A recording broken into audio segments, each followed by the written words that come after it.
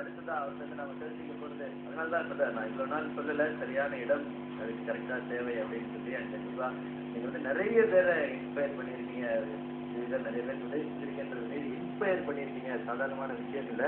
அந்த மாதிரி நீங்கள் இன்ஸ்பயர் பண்ண ஒருத்தர் தான் இந்த மேடைக்கு வர போகிறார். தமிழ் சினிமாவை சேர்ந்தவர். அவர் அதை கேட்கும் பொழுது எனக்கு வந்து விஜய் அண்ணா அப்படின்னு தான் சொல்கிறார், உங்களை அண்ணான்னு தான் சொல்கிறாரு. உங்களை ரொம்ப ரொம்ப ரொம்ப ரொம்ப ரொம்ப பிடிக்கும் அப்படின்றார். எவ்வளோ ரொம்ப வேணால் செக் பண்ணிக்கோங்க அப்படின்னு சொல்லியிருக்காரு. ஸோ அவருடைய ஷெட்யூல் நடுவில் இந்த பர்த்டே செலிப்ரேஷனில் உங்களை விஷ் பண்ணுறதுக்காகவே இந்த மேடைக்கு இப்போ வர போகிறவர். உங்களை ரொம்ப பிடிச்சவர், உங்களுடைய ஃபேன் அப்படின்றதெல்லாம் தாண்டி ரொம்ப ரொம்ப பிடிக்கும் சொன்னாங்க. Let's welcome Shanthanu Bhagyaraj.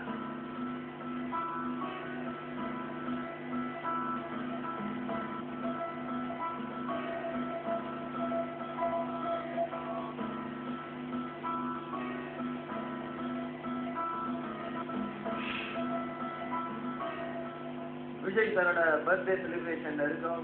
Special guest நிறைய பேர் வந்திருக்காங்க. அண்ட் சாந்தனு, நீங்கள் வந்து எப்பவுமே விஜய் அண்ணா அப்படின்னு தான் சொல்லுவீங்க.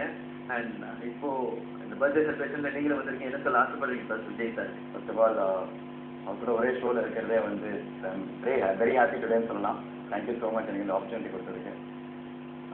கேட்க கொஞ்சம் வேர்டாக இருக்கும், பட் இருந்தாலும் ஒரு அண்ணன் தம்பிக்கு வந்து வெவ்வேறு அப்பா அம்மா அப்படிங்கிற ஒரு விஷயம் வந்து எங்கள் விஷயத்தில் நான் ரொம்ப உண்மையை நம்புகிறேன். பிகாஸ் நான் உண்மையிலேயே வந்து என்னோட எல்டர் பிரதராக தான் விஜய் நான் பார்க்குறேன். எப்படின்னு சொன்னீங்கன்னா, எல்லாருக்குமே லைஃப்பில் வந்து ஒரு இன்ஸ்பிரேஷன் ஒன்று, ஒரு ஐடியல் வந்து ஒன்று தேவை. அந்த மாதிரி வந்து எனக்கு ரொம்ப ஒரு ஐடியலான ஒரு இன்ஸ்பிரேஷன், ரொம்ப ஆக்டிவான ஒரு இன்ஸ்பிரேஷன் அப்படின்னா எனக்கு விஜயனா தவிர வேறு யாருமே நான் சொல்ல மாட்டேன். எப்படி பார்த்தீங்கன்னா வந்து விஜயனாவோட அப்பா வந்து எஸ்எஸ்சி சார் வந்து ஒரு லெஜெண்டரி டைரக்டர் அவர். அண்ட் அவர் ஒரு பெரிய டைரக்டராக இருந்து இவருக்கு அந்த என்ட்ரி வந்து முதல்ல சினிமாக்குள்ள என்ட்ரி வந்து ரொம்ப ஈஸியாக இருந்துச்சு. என்னோட அப்பா அவரும் வந்து it's very big director, but எனக்கும் என்ட்ரி ரொம்ப ஈஸியாக இருந்துச்சு. பட் என்னதான் வந்து எனக்கு அது வந்து ஒரு அட்வான்டேஜாக டிஸ்அட்வான்டேஜாக தெரியல. எங்கள் அப்பா வந்து இவ்வளோ பெரிய டைரக்டராக இருந்தாலும் உள்ள என்ட்ரியானது ஈஸியாக இருந்துச்சு. அதுக்கப்புறம் விஜயனாவே வந்து ரொம்ப கஷ்டப்பட்டு ரொம்ப போராடி மேலே வந்திருக்காரு. பட் இன்னைக்கு எந்த அளவுக்கு வந்து அவர் இந்த லெவலில் ரீச் பண்ணியிருக்காருன்னா அது வந்து அவர் சொந்த டேலண்ட்னால இவ்வளோ தூரம் வந்திருக்காரு. ஸோ அவர் வந்து அந்த பாதையை போட்டு வச்சிட்டாரு. அண்ட் நான் வந்து அதை ஃபாலோ பண்ணிட்டு இருக்கேன். அவ்வளோதான். அவ்வளோ க்ளோஸாக நான் ஃபீல் பண்ணுறேன். இன்னொன்று ஏன் இவ்வளோ க்ளோஸாக ஒரு எல்டர் பிரதர் மாதிரி பார்த்துன்னு சொன்னால் வந்து நிறைய விஷயம் என்கிட்ட வந்து அட்வைஸ் பண்ணியிருக்காரு. சின்ன கரியர் வைஸும் சரி, பர்சனல் சரி, எங்கேயும் சொல்லுவார், பொறுமையாக எதுவுமே லைஃப் ஈஸியாக கிடச்சிடாது, பொறுமையாக இருந்து உனக்கு டேலண்ட் இருக்குது, நீ வந்து கண்டிப்பாக பெரிய ஆளாக வருவேன். நிறைய வாட்டி எனக்கு பேசியிருக்காரு. விஜய் அவார்ட்ஸில் ஒரு வாட்டி வந்து நான் கமல் சார் மாதிரிலாம் பேசியிருந்தேன். ஸோ அப்போ வந்து அவர் இருக்கிற இந்த ஸ்டார் லெவலுக்கு வந்து எனக்குலாம் ஃபோன் பண்ணி விஷ் பண்ணணும்னு அவசியமே இல்லை. பட் அடுத்த நாள் காலையில் வந்து எனக்கு ஆக்சுவலாக ஃபோன் பண்ணார். அப்போ வந்து எனக்கு அப்படின்ட்டு அவர் நம்பர் இல்லை, நான் விஜய் பேசுகிறேன் அப்படின்னாரு. யார் எந்த விஜய்? எனக்கு நான் நம்பவே இல்லை இவரை ஃபோன் பண்ண வரேன்னு. நடிகர் விஜய் சார். நான் சொல்லுங்கண்ணா எப்படின்னா இருக்கீங்க அப்படின்னு. நல்லா இருக்கேன், நீ எப்படி இருக்கேன்?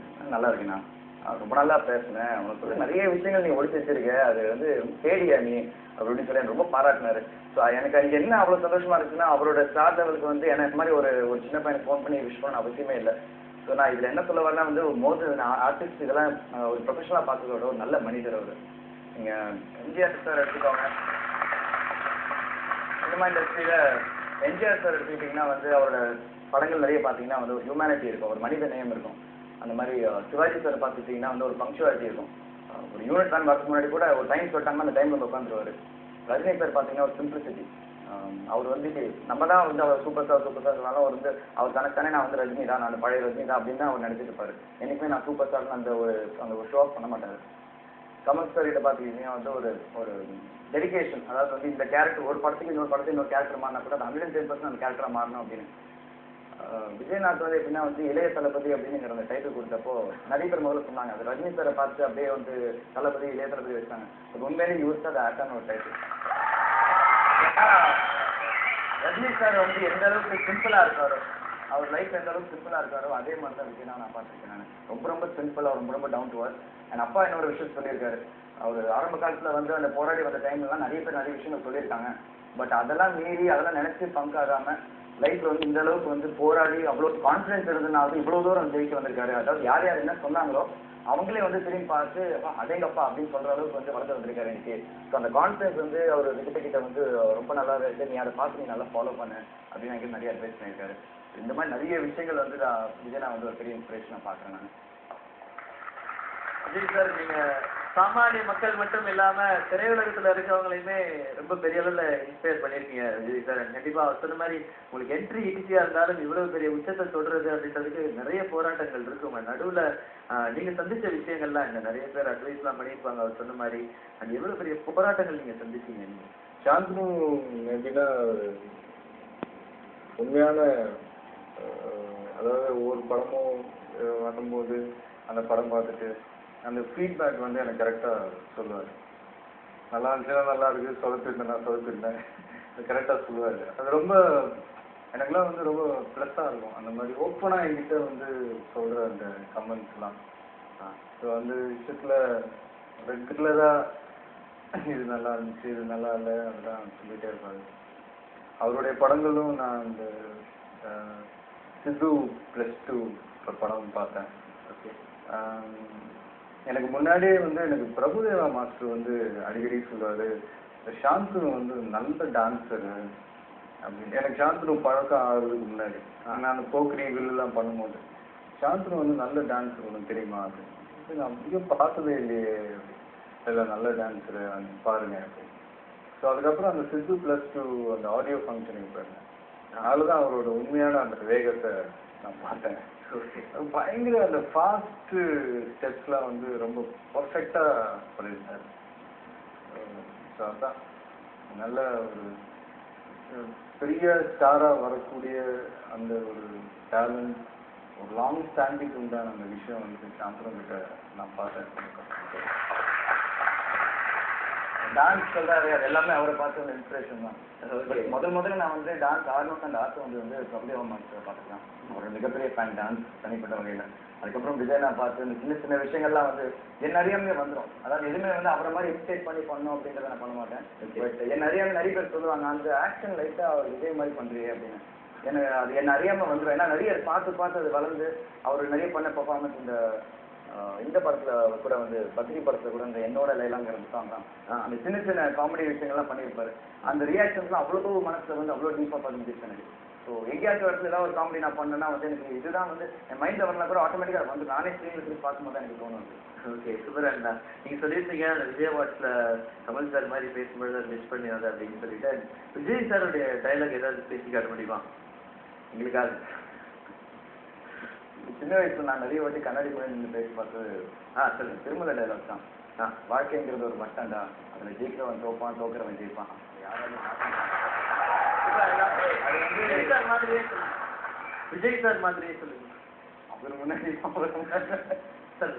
பர்மிஷன் இல்லை, அதுக்கு முன்னாடி ஏன் ரிக்வெஸ்ட், அவங்க அப்பா மாதிரி அவரை பேச சொல்லுங்க. எனக்காக அந்த கண்ணாடி அட்ஜஸ்ட் பண்ணிட்டு அந்த சித்து +2 அது மட்டும் பண்ணுங்க. கண்ணாடி அது எப்படின்னா வரதுக்கு முன்னாடி அப்பா கிட்ட பேசுவாங்க. அப்பா வந்து என்ன பற்றி என்ன சொன்னார்னா, அதாவதுன்னா விஜயை நீ எப்படி நல்லா ஃபாலோ பண்ணனா அந்த கான்ஃபிடன்ஸ் என்னதான் யார் என்ன சொன்னாலும் கழிச்சு பாரு, கழிச்சு பாரு, அந்த கழிச்சு முதல்ல கழிச்சுக்கிட்டு அப்படியே வந்து முதல்ல யோசிச்சுட்டு அந்த கான்ஃபிடன்ஸ் வந்து என்கிட்ட விஜய்கிட்ட வந்து எனக்கு ரொம்ப பிடிக்கும். யார் என்ன சொன்னாலும் அதெல்லாம் மீறி இன்னைக்கு வந்து சொந்த காலில் நின்றுக்காரு. நிறைய இன்டர்வியூவில் கூட நான் பார்த்துருக்கேன். அவர் எஸ்ஐசி சார் வந்து சொல்லுவார், இந்த மாதிரி வந்து நான் எஸ்ஐசிங்கிற சொல்கிறத விட நான் விஜயோட அப்பான்னு சொல்கிறது எனக்கு ரொம்ப பெருமையாக இருக்குன்னு. அந்த விஷயம் வந்து உனக்கு எதுக்குமே மைண்டில் நிற்கிறோம். நீ கரெக்டாக அதை ஃபாலோ பண்ண, கரெக்டாக அதை பேசிக்கிறேன். பார்த்தீங்கன்னா அப்பா வந்து அவ்வளோ சிரிச்சா அதை சொல்லிட்டு இருக்கும்போது நீங்கள் கட்சிப்பு கட்டிக்கிறது கண்ணாடி அட்ஜஸ்ட் பண்ணுறது மட்டும் பார்த்துட்டு இருந்துச்சு. எங்கதான் விஜய் சாரோட டைலாக் அது வந்து நல்ல டைட் க்ளோத்ஸில் இருக்கும் சாருக்கு. அப்போ வந்து கரெக்டாக இந்த ஒரு விரலை மட்டும் நீக்கிட்டு அவர் கண்ணுக்கிட்ட போய் பேசுவார். சொல்லுங்க, வாழ்க்கைங்கிறது ஒரு பட்டன்டா, அதில் தோக்கிறவன் ஜெயிப்பான், ஜெயிக்கிறவன் தோப்பான், அப்போ எவனாலையும் மாற்ற முடியாது. அதுக்கப்புறம் கட்டிங் படத்துலலாம் சொல்லுவார், எப்படின்னு நாங்கள் ஒரு நல்ல நெச்சிரு போட்டோன்னா இதே மாதிரி தரம் வந்து இதுக்கிட்ட போடுறேனே அப்படின்னு சொல்லிட்டு மற்ற ஐயா தம்பி அப்படின்னு ஓடி வருவார். எனக்கு சச்சின் படத்தில் எனக்கு ரொம்ப பிடிக்கும். எனக்கு எல்லா விஷயங்களும் வந்து அவ்வளோ கேஷுவலாக வந்து ஒரு எல்லாம் சொல்லுவாங்க யூஸா வந்து ஒரு ஹீரோ வந்து ஒரு காமெடி பண்றதா ரொம்ப கஷ்டமான ஒரு விஷயம். பட் அது வந்து அவர் ரசத்துலேயே ஊறி இருக்குன்னு சொல்லணும். அவ்வளோ கேஷுவலா பண்ணுவார். பார்க்கும்போது நமக்கு வந்து சிரிச்சுக்கிட்டே இருக்கும். அந்த படங்கள்லாம் நான் வந்து நிறைய தடவை போட்டு பார்த்துருக்கேன் நான். விஜய்னா மாஸ், அதுல அவர் எந்த அளவுக்கு மாஸ் அப்படிங்கிறத நிறைய தெரிஞ்சுக்க போறோம். பட் அதான் தெரிஞ்சு முன்னாடி படத்துக்கு ஒரு சின்ன பிரேக். பிரேக் அப்புறம் சந்திக்கலாம். இது விஜய்னா மாஸ்.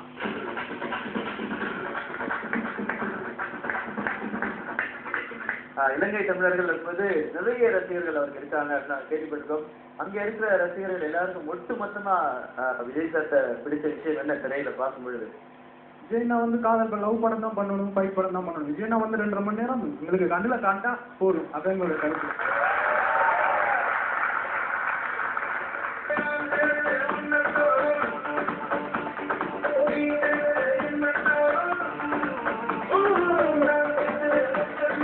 பதினேழு வருஷமா குழந்தை இல்லாம இருந்து விஜய் அவர்கள் பேர் வைத்து பேசி